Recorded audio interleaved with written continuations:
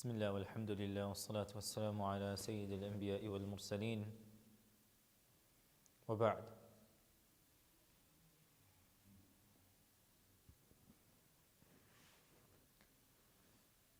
Hospitality is something that unfortunately is getting eroded day by day due to capitalism.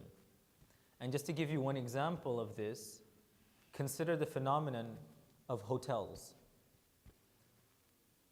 Several decades ago, you'll see people talk about when you would go and visit the Haramain, you wouldn't stay in a hotel because the locals would allow you to stay in their homes.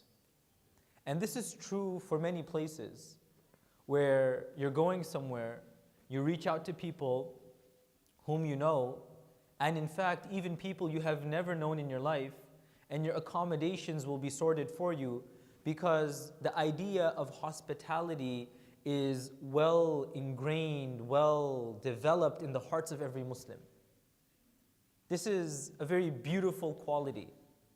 You'll notice also oftentimes a group of people, they go out to eat together and each person is fighting, I want to pay, I want to pay. The idea of generosity and hospitality is a very beautiful reflection of what Islam has to offer.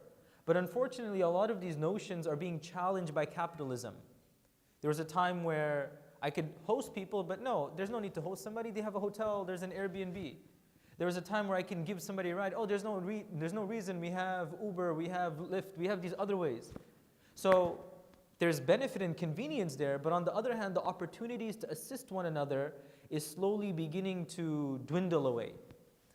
The hadith that we're going to be talking about today, it sets the balance between being kind, generous, hospitable on the one hand, but not to be abused on the other hand. It's a very beautiful balance because one extreme is, I don't want to show anybody kindness. I don't want to show anyone generosity or hospitality. That's one extreme. I'm going to stay with myself.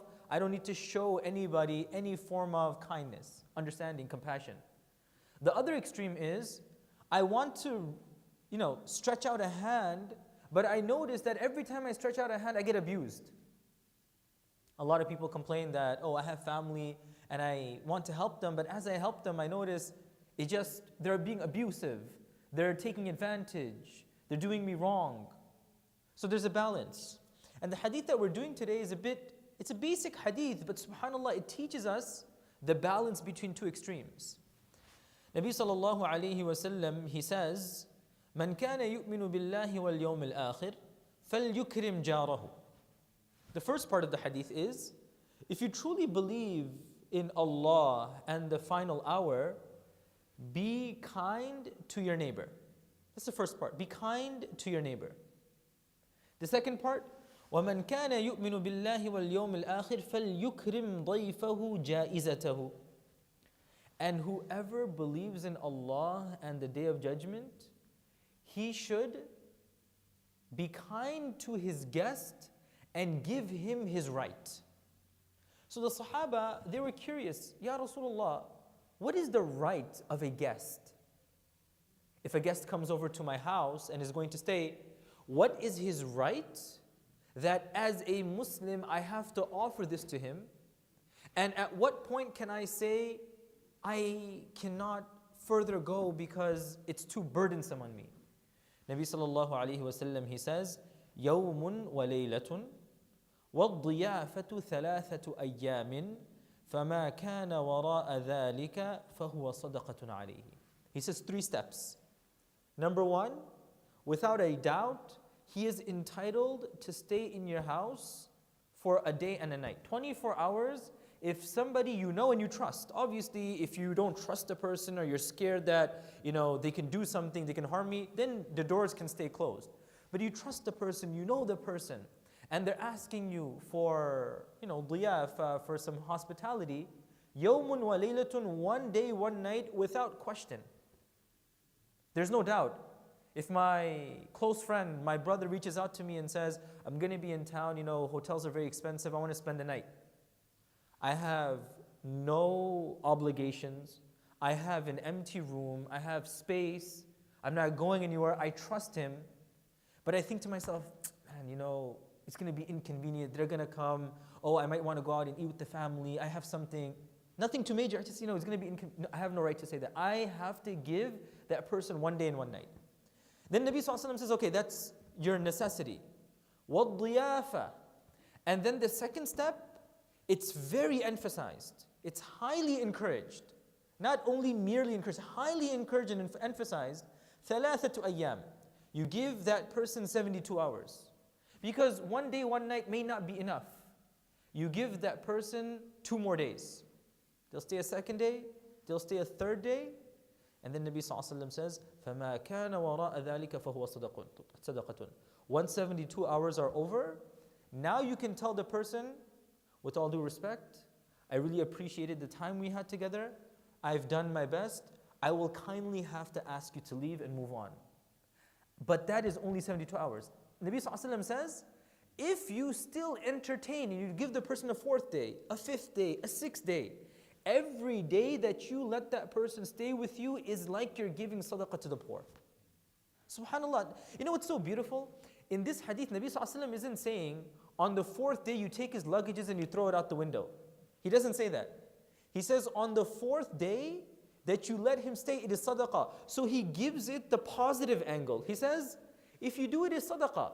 What is the ruling of sadaqah? If I have money, and I'm walking and I see somebody poor, even if I have $1 million in my pocket, hypothetically, I have $1 million in my pocket, figuratively speaking, and I don't give that person 1 cent, I'm not sinful. If I give that person, I'm rewarded immensely. I'm not sinful, I'm rewarded immensely. Likewise, on that 4th day, now I should let the person know, you can stay another day. Every day that I let the person stay is like a sadaqah that I am giving. There are 2 very important lessons we learn from this hadith. The first lesson we learn is hospitality is not just encouragement. It's not nafal. Hospitality in many cases is fard. It is an obligation upon us. Over here, Nabi SAW says, you have to give that guest at least 1 day. And as I mentioned, this is saying that that guest is trustworthy. If there's somebody coming and you have some fear or you're scared that that person may steal something, harm me, attack me, then by all means you can say, no, you're not allowed in my house.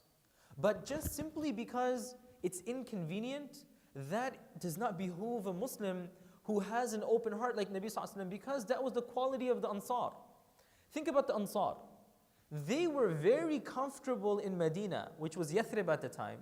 They had their orchards, they had their homes, their war just finished between the Aus and the Khazraj. Financially speaking, they were well off. When the Muhajirun came, if he had 2 houses, he gave 1 house. If he had 2 gardens, he gave 1. What benefit was there for the Sahaba? What did the Ansar think that me giving them, are they getting any money back? Absolutely not. Why? Because Nabi SAW taught them hospitality. And we need to bring back hospitality in our lives. Not just lip service. You meet somebody and say, hey, if you need some help, I'll give you my phone number. You give the person the phone number, and every time they try to call you for help, it goes to voicemail. Right? We're busy, we have time, that's understood. But we have to go out of our way and do diyafa. So the first lesson we learn is that hospitality is part and parcel of my faith. If somebody needs me, I need to be there for them. Somebody needs assistance, I'm there for them. Somebody needs my time, I'm there for them. So that's the first. The second thing we learn, subhanAllah, is the need for balance. The Sharia doesn't say, okay, hospitality at the expense of your own sanity. That this person, he comes, he's staying for 1 day, staying for 1 week, staying for 2 weeks, staying for a month. No sign of leaving, it's causing difficulty, mashaqqa for me, it's causing mashaqqa for the whole family. Do I have to let the person stay? And if I tell that person to go, is the Sharia going to say you're sinful? No. Sharia understands that there are boundaries. Give the person 3 days. After 3 days, now if it's causing difficulty, you let that person know. We need to instill these boundaries in our lives as well. That if I ever want help from someone, if I ever want some assistance from someone, let me help, let me ask for assistance. But never let me take advantage of someone. Never let me burden someone at for my pleasure at his or her expense. So the summary again, Nabi sallallahu alayhi wasallam, he says, "Man kana yu'minu billahi wal yawmil akhir, falyukrim ضيفه جائزته." That whoever truly believes in Allah and in the day of judgment, let them be kind towards their neighbor and give them their right. What is their right? Absolute necessity, 1 day. Highly recommended, 3 days. Anything beyond that is charity and kindness on the part of the person who shows it. And let us remember, it's not always just letting the person stay in your house. There are other forms of hospitality, giving our time. I'm an expert in a particular field, right? Let's say I'm a coach in sports and my friend is like, I need some help, my child wants to learn how to play soccer or football, can you give them some time? Me giving my time is like hospitality. For some people, they're physically fit and they need to move some things around. So somebody reaches out, can I get half an hour of your time? We need to pick up some furniture. Me giving that is my sadaqah. So the more we give, the more Allah gives us back. May Allah subhanahu wa ta'ala inspire us to have ikramul dayf, hospitality towards our guests. May Allah allow us to be hospitable to one another, and may we never be a burden on other people to the point that we are seen as a nuisance and an annoyance. Ameen ya Rabbil Alameen. Subhanallah wa bihamdih. Subhanakallahumma wa bihamdik. Ashhadu an la ilaha illa anta astaghfiruka wa atubu ilayk. Jazakumullahu khairan. Wassalamu alaikum wa rahmatullahi.